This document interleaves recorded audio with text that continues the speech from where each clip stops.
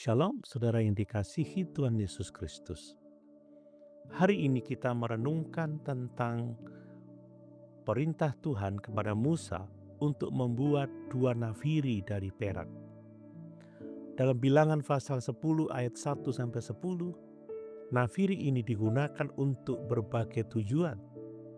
Memanggil umat berkumpul, memberi tanda untuk berangkat, serta sebagai tanda dalam peperangan dan perayaan. Sekilas ini tampak seperti instruksi praktis, namun di balik itu ada prinsip rohani yang sangat penting.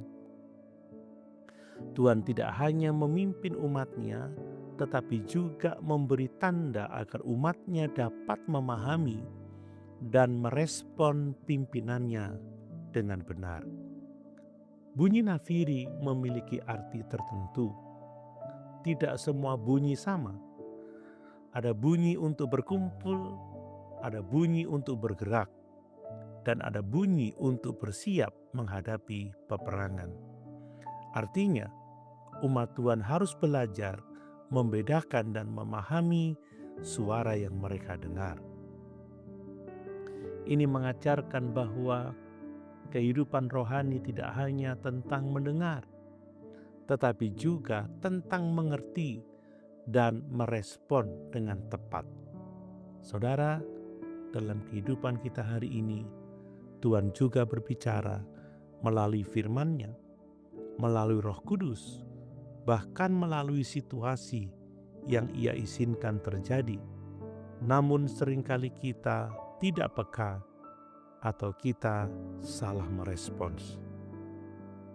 Ada saat Tuhan memanggil kita untuk berkumpul, membangun persekutuan, memperkuat iman. Ada saat Tuhan berkata berangkat, melangkah dalam iman, mengambil keputusan, atau melayani lebih jauh. Dan ada saat Tuhan memberi tanda perang, menghadapi pergumulan rohani dengan iman dan keberanian.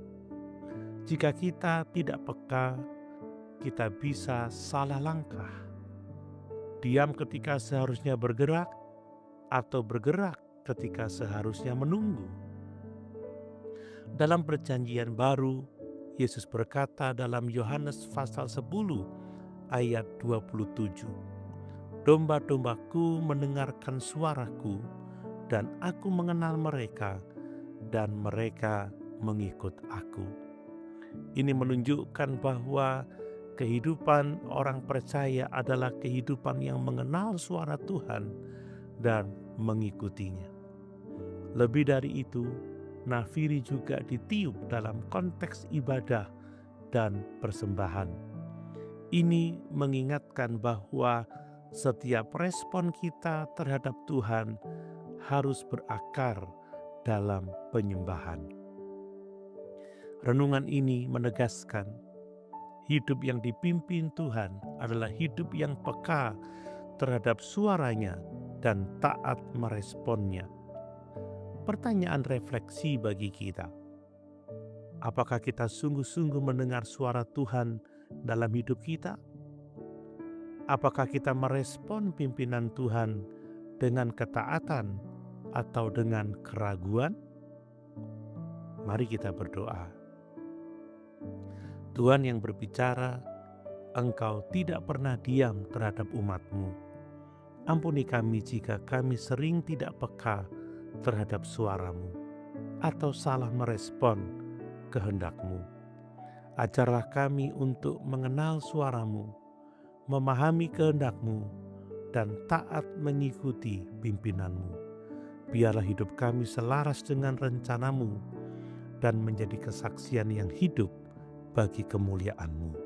Di dalam nama Tuhan Yesus, kami berdoa. Amin.